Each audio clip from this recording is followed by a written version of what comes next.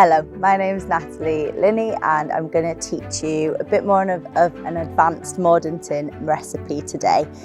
This can be used for eco prints and bundle dyeing, but it's just a way of getting slightly more crisp results from your leaf prints. Okay, so for this Mordanting method, there's a little bit of weighing, a little bit of working out maths, which isn't always my most fun thing to do. Whenever you're working with mordants and natural dyes, it's really important to remember to wear goggles, gloves and a mask when you're using powders and things like that. Today I might not always have my mask on, but that's just because I'm showing you the method, but please make sure you're wearing this when you try it at home. It's really good to try and work in a well ventilated area, outside ideally, but if you're working inside your home, make sure you have doors and windows open, that you're not using it on surfaces where you're cooking and things like that, or where your pets or children might be able to access. What you want to do is you want to be able to weigh out your fabric to start with, so we know what we're working with. So this is about 20 grams of silk. So I'm going to do all the quantities for this amount of silk, but I will show you in the end how all the quantities needed for 100 grams of fabric, and then you can work out less or more from that 100 grams. I have heated up some vinegar in my microwave. So again, make sure if you're using things that you're using in your kitchen, it is only used for the vinegar, and you're not then mixing mordants and things into this. So I have a jar here that I use for natural dyeing. As you can see, it's been very well used. And I'm just using white vinegar. So I have the appropriate quantities for this amount of silk, and I am popping it in this jar. I then am going to weigh out my alum and my iron, and you want your silk to be dry as well. The recipe we're working with today requires your fabric to be dry. I'm going to pop my gloves and goggles on, and my mask actually for this bit, and I'll weigh out the mordants.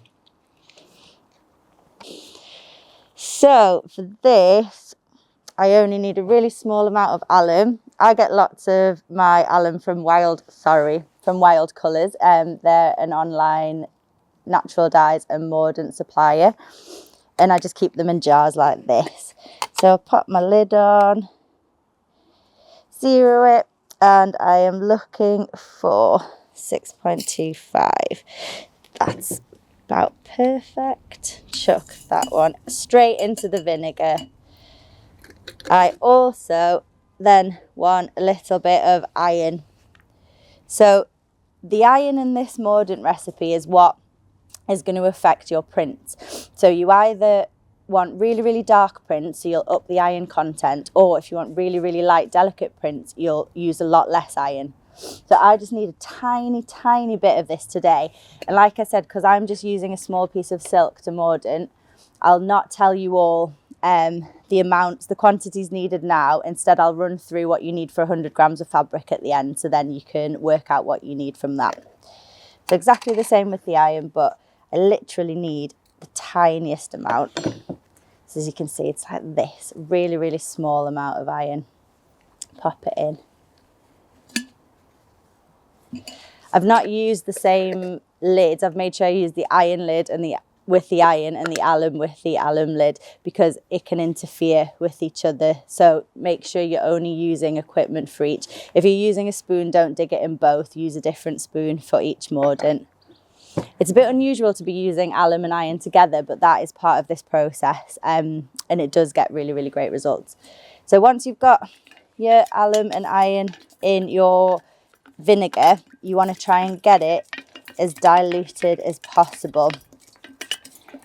So that is why you warm the vinegar up, because it'll help the iron and alum dissolve in the vinegar.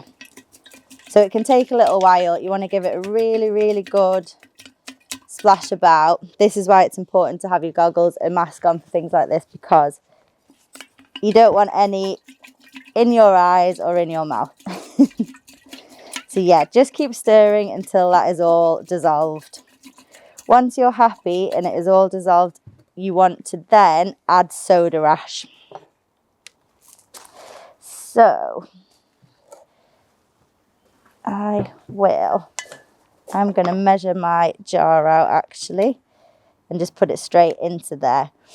Now the soda ash is going to fizz, so it's going to create a little bit of a scientific, exciting time for a minute. That's 2, a bit more. Yeah, perfect. And that'll start to react with what's already in there. So again, we just want this to all dissolve. It's a fun bit. Obviously, if you're doing larger quantities, this is when it's important to make sure you've got all the appropriate PPE on, and as things can really get quite fizzy and react quite a bit. So yeah, please make sure you're wearing all the appropriate PPE.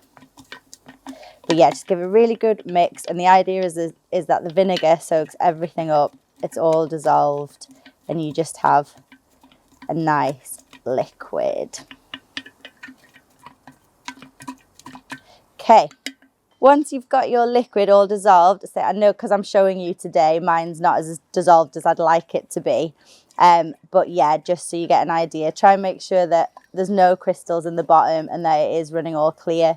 So yeah, give it a little bit more of a work. You can also just make sure the vinegar's hotter as well. So when you're doing it, just make sure the vinegar's quite warm. You then want to just pour your liquid into a dish, and then you add your dry fabric straight to the liquid. Now you want this silk or whatever fabric you're using to absorb all of the liquid, so absolutely everything, and you want to get it really worked into the fibre.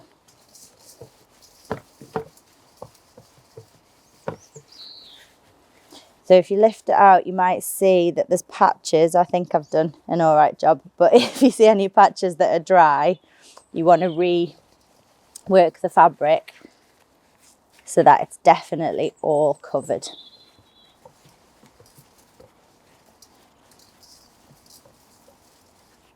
Okay, I think we've done that.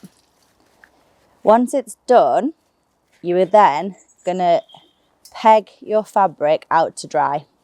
And you want to peg it, sorry, there's a little rip in mine already. You want to peg it out as straight as possible so that it dries and that the solution, the mordant solution that you've created, is even all over. I've been using some leftover silk because I wanted to try and use it all up, so that's why there's already a little hole in this. That's because there might have been some iron already in that when I've stored it. But your fabric, that won't happen to. So yeah, as flat as you can, and then hang it out on the line to dry. So in the bowl now is some chalk, which again you can just get from Mordant and natural dye suppliers online. And you need a really small quantity. This is quite a lot, to be honest, because I was doing more fabric, but you only need a tiny bit of chalk. And this is to help wash away anything that's left on your fabric. So once your piece of fabric has been dried completely straight and there's no more vinegar smell and it is completely 100% dry, you will then put it in your chalk solution and really agitate the fabric to make sure you're washing away any of the vinegar. You only need to do this for a couple of minutes. You can leave it soaking in the chalk solution. Make sure you're wearing your gloves and your PPE for doing this part of the process. Once you've given your fabric a good wash in the chalk solution, you then are ready to wash this in a pH neutral soap. So most natural detergents are pH neutral.